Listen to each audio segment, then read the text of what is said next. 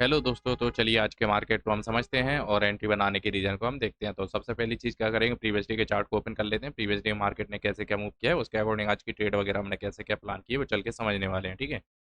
Previous day market में क्या हो रहा था, गैप अप ओपन हुआ है। गैप अप ओपन होने के बाद में मार्केट ने कंटिन्यू डाउन साइड का मूवमेंटम किया हुआ है। इन सबको देखते हुए मार्केट में कौन लोग काम करने वाले हैं, सिर्फ और सिर्फ सेलर्स। ठीक है। उसके बाद में हमने कैसे क्या ट्रेड वगैरह पंच किए वो चल के समझ लेते हैं। तो ट्रेड बनाने का लॉजिक सिंपल सा था, क्योंकि प्रीवियस डे में कंटिन्यू डाउन साइड का मूवमेंटम आया, इस वजह से सेलर्स एक्टिवेट हो रहे थे। उसके साथ साथ मार्केट सेम कंडीशन में रहा था। गैप अप ओपन होने के बाद में बढ़िया रेड कैंडल दिखाई, सपोर्ट दिखाया। उसके बाद मार्केट फिर से डाउन साइड का मूवमेंटम करते हुए देखने को मिल रहा था। कहीं इस लेवल के आसपास में हमें क्लियर चीज़ें हो गई थी, क्योंकि मार्केट यहाँ से डाउन साइड ना जाकर के मार्केट को अप साइड जाना है, क्योंकि प्रीवियस डे में कंटिन्यू डाउन साइड का मूवमेंटम किया। इन सबको देखते हुए सिर्फ और सिर्फ सेलर्स ही आने वाले थे, और जो मार्केट गैप अप के बाद में भी कंटिन्यू डाउन साइड किया था, इस वजह से भी सेलर्स ही आने वाले थे। तो ओवरऑल देखा जाए ना, सिर्फ और सिर्फ सेलर्स काम करने वाले थे। उन लोगों के अगेंस्ट हमें काम करना था, जो कि एसएल्स उनके हमें अपसाइड में देखने को मिलती। उसको टारगेट करने के लिए हमने मार्केट में अपसाइड की पोजीशन बनाई कहीं इस लेवल के आसपास में।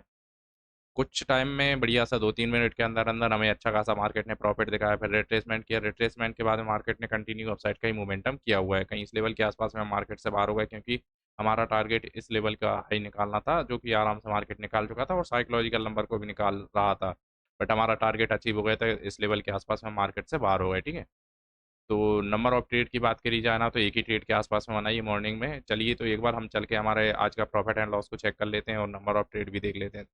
तो पहले हमारा ऑर्डर बुक को ओपन कर लेते हैं। ऑर्डर बुक में कितनी क्या ट्रेड वगैरह पंच की है वो चल के चेक करने वाले हैं। तो एक हमने एक ही ट्रेड पंच की है, जो कि हमारे 9:19 पे बाई की थी, 9:30 के आसपास में हमने मार्केट से सेल कर दी। ठीक है। उसके बाद में हमारा आज का प्रॉफिट एंड लॉस को चेक कर लेते हैं। तो प्रॉफिट एंड लॉस क्या निकल के आया, वो आया हमारा 4751 का। ठीक है। तो आज का जो प्रॉफिट निकल के आया वो हमारा 4751 का निकल के आया हुआ है। ठीक है। तो चलिए डे टारगेट वगैरह भी चेक कर लेते हैं। एक बार डे टारगेट कैसे क्या रहा है वो चल के चेक करेंगे। तो डे टारगेट की बात कर लेते हैं। तो डे टारगेट में हमें नंबर ऑफ 3 ट्रेड के आसपास में बनानी रहती है पर डे के हिसाब से, जो कि हमने एक ही ट्रेड के आसपास में प्लेस की है।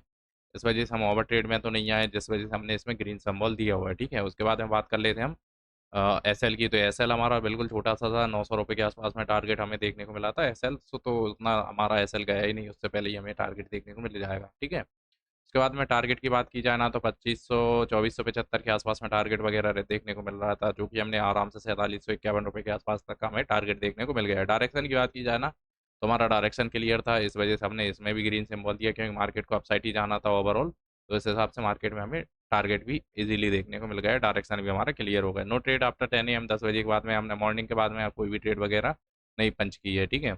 उसके बाद एंट्री की टाइमिंग की बात की जाना, तो एंट्री बिल्कुल परफेक्ट टाइम पे परफेक्ट एंट्री हुई थी, और एग्ज़ैक्ट भी जो हमारा हुआ था वो बिल्कुल परफेक्ट टाइम पे ही हुआ था। ठीक है।